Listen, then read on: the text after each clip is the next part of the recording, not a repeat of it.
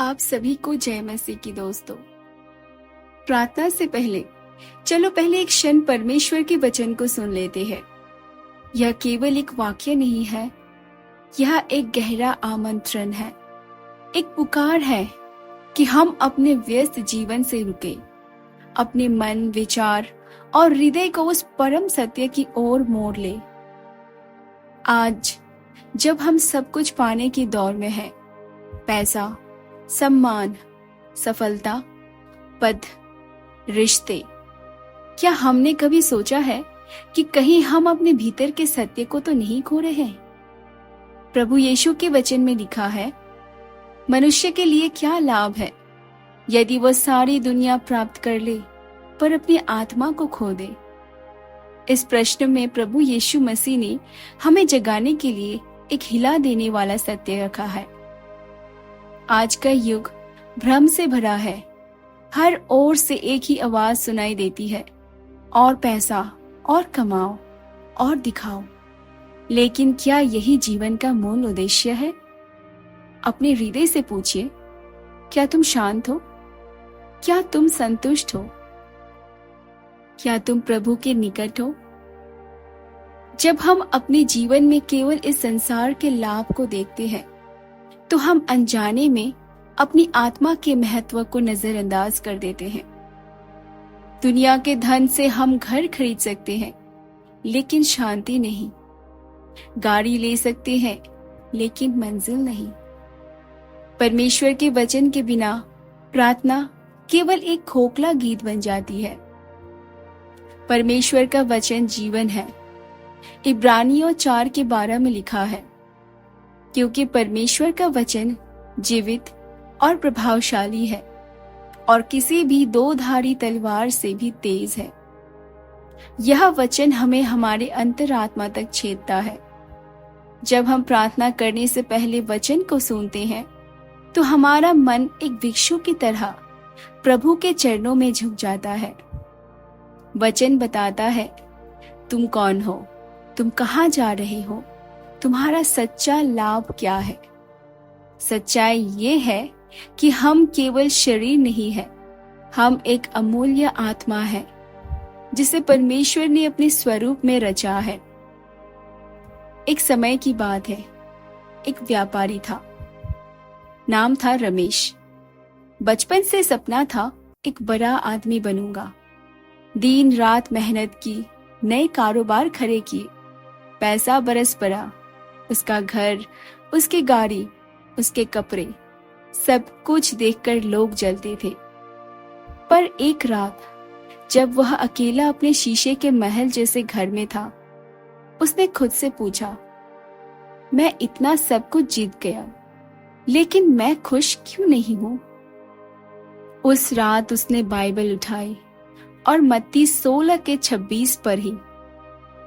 क्या लाभ है यदि तुम सारी दुनिया जीत लो पर अपनी आत्मा खो दो? उस पल उसका जीवन बदल गया।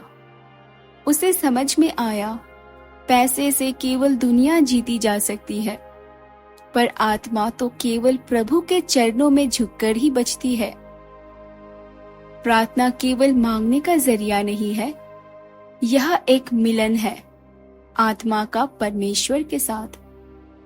और यह तभी शुद्ध होती है जब हम अपना मन वचन से तैयार करते हैं। अगर हम बिना वचन के प्रार्थना करें, तो हम अंधेरे में हाथ मार रहे होते हैं। लेकिन जब हम प्रभु का वचन पहले सुनते हैं, तो हमारी प्रार्थना में भक्ति होती है, विश्वास होता है, समर्पण होता है। प्रभु यीशु ने कहा, या मनुष्य अपनी आत्मा के बदले क्या देगा? सोचिए, अगर आत्मा खोती है तो क्या पैसा उसे लौटा सकता है?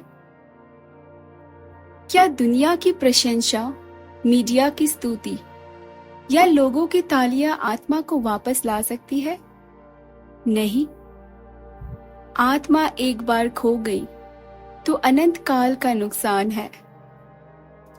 इसीलिए प्रार्थना से पहले वचन सुनो, ताकि तुम अपनी आत्मा को पहचानो उसका मूल्य समझो और उसे बचा सको। आज परमेश्वर तुमसे कहता है, मेरे पास लौट आओ, मैं तुम्हारी आत्मा को नई शांति दूंगा।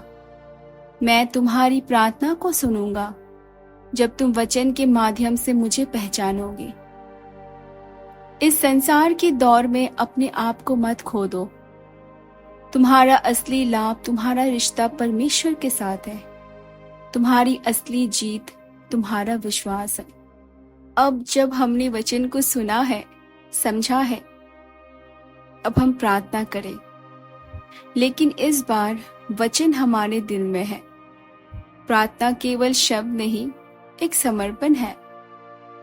हे प्रभु यीशु, मैं आज अपने मन, अपने विचार और अपने जीवन को तेरे चरणों में समर्पित करती हूँ। जो दुनिया में दिख रहा है उसके पीछे भटक कर मैंने अपनी आत्मा का मूल्य भूल गया था, पर आज तेरा वचन मुझे जगा गया है। मुझे माफ कर और मेरी आत्मा को नई रोशनी दे। मेरा हर कदम तुझ में हो, हर लाभ केवल तेरी कृपा से हो और मेरा जीवन तुझ में ही तृप्त हो। आमीन। इस संदेश का सार यही है, प्रार्थना से पहले परमेश्वर का वचन सुनो, क्योंकि वचन हमें तैयार करता है। वचन हमें चेतावनी देता है। वचन हमें आत्मा की गहराइयों तक ले जाता है। और जब हम वचन के बाद प्रार्थना करते हैं तो प्रभु का आत्मा हम पर काम करता है। याद रखो, ये दुनिया एक दिन मिट जाएगी। ये दौलत, ये शान, ये नाम सब एक दिन खत्म हो जाएंगे, लेकिन तुम्हारी आत्मा अनंत है। क्या तुम उसके लिए तैयार हो? क्या तुम उस अनंत सफर के लिए अपने मन को वचन के द्वारा सुधार रहे हो? आज ही तय करो, मैं पहले परमेश्वर का वचन सुनूंगा, तभी प्रार्थना करूंगा। तो दोस्तों, आज हम अंतिम प्रार्थना करते हैं और आज के इस वचन को हम यहीं पे समाप्त करते हैं। हम आंखें बंद करें और प्रार्थना करें। हे प्रभु, हमें ये समझ दे कि हमारे जीवन का सच्चा लाभ केवल तुझ में है। दुनिया के लाभ से हमारी आत्मा न बचेगी, पर तेरी अनुग्रह से, तेरी दया से और तेरे वचन के द्वारा हम जीवित हो जाएंगे। प्रभु, मुझे दुनिया नहीं चाहिए, मुझे तू चाहिए। आमीन।